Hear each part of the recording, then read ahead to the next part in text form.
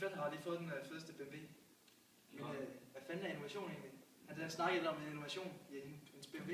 Ved du, hvad innovation er? Jeg aner ikke, hvad det betyder. Er det rigtigt? Det gør jeg heller ikke. Så må vi hellere spørge lederen af innovationsfyren på HX. Hvad fanden er det med? Ruben eller sådan noget. Ja. Men du vil stille spørgsmål. Jamen det vil jeg nemlig. Kan du forklare mig sådan ganske simpelt, hvad innovation det er? Ja, innovation det omhandler alt fra idé til faktura, kalder jeg gerne. Så det er fordi I går på et kommercielt gymnasium.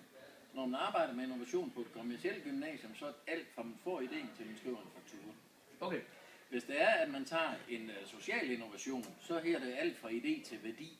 Det vil sige, at man tager en social innovation, og man gør noget godt for andre mennesker. Ja.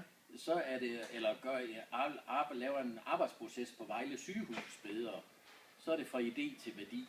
Okay, så det er en af de der 5 innovationstyper, produkt, service osv. Nej, det ligger ikke derunder, men det er bare sådan, du spørger mig sådan, hvad anser du? Så mig som almindelig mand, jeg udtaler bare, hvordan jeg ser innovation. Ikke? Okay, hvad så med forskellen på radikal og inkrementel? Inkrementel innovation, det er jo noget, der sådan er gradvis, altså hvor det er, at du udvikler noget mere i en eller anden retning. Hvis for eksempel tager den her, det er sådan en mobilholder, hvor du kan sætte din telefon i, og så kan den oplade heroppe igennem, så kan den hænge på stikkontakten, ikke også? Den blev først lavet i en eller anden model, der lå sådan her, og telefonen kunne skride af den. Så det de laver ved den her, det er, at de laver den lodret, så telefonen kan stå nede i og oplade. Det vil sige, at det er bare en videreudvikling af den, der var der i forvejen. Det er sådan en form for inkrementel.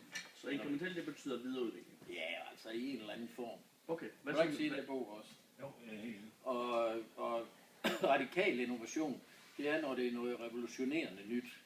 Altså en helt ny ting. For eksempel dengang i urtid, for eksempel med hjulet? Ja. Okay. For eksempel hjulet dengang. Ja. Det er noget helt nyt. Okay. Jamen, tak for det. Selv tak. Lige tykke munden. Ja, selvfølgelig. Grunden til, at så nogen som jeg også skal vælge innovation frem for en anden uddannelse, det er, at I kommer til at arbejde praksisnært. Det vil sige, at vi har sådan et slogan, der hedder inden for innovation, har vi et slogan, der hedder, når det er, at du hører mig fortælle, så glemmer du det.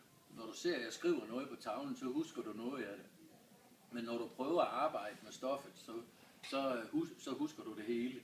Og det vil sige, at hvis der I prøver at arbejde med det, som I gør i de virksomheder, I nu skal i gang med at lave innovationsfag, så bliver der blandt virksomhedsøkonomi ind, dansk ind, afsætning ind, en masse af de fag.